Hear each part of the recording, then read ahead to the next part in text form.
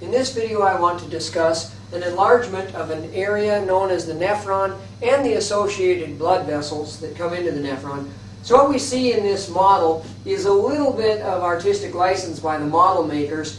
We see right here the dividing line between renal medulla and renal cortex. And I know this is dividing line based on the blood vessels.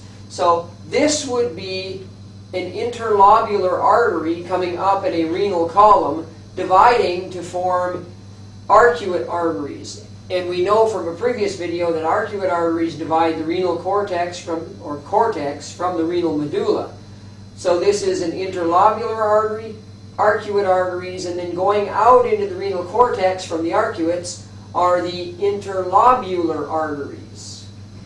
From the interlobular artery we will have several branches, but here we just show one of those branches where we come in to a renal corpuscle as an afferent arteriole. And then here they show a cross-section through the glomerular capillaries in this renal corpuscle. Then we come back out of the renal corpuscle as an efferent arteriole where we form what are known as the peritubular capillaries and the vasa recta. Vasa recta means straight vessels. So the peritubular capillaries and the vasa recta.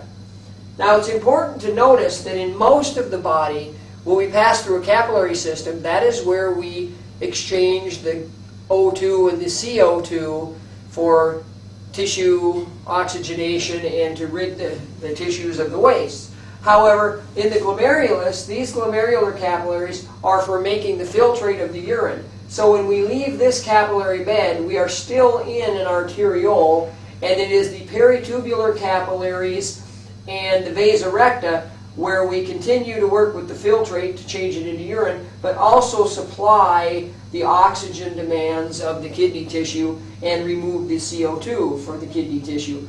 So we go into these vasa recta and peritubular capillaries. Then when we come out of these capillary beds, we are now in the venous system. This would be an efferent venule into an interlobular vein, to arcuate veins, to interlobar veins.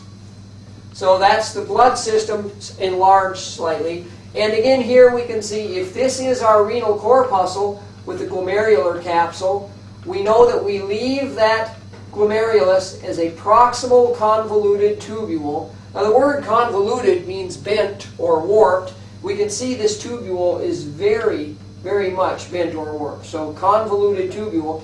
That will lead us to the descending limb of the nephron loop, and then the ascending limb of the left nephron loop.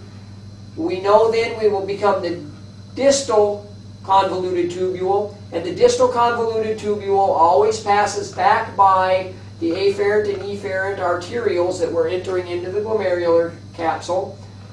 And we've already seen the area known as the juxtaglomerular apparatus.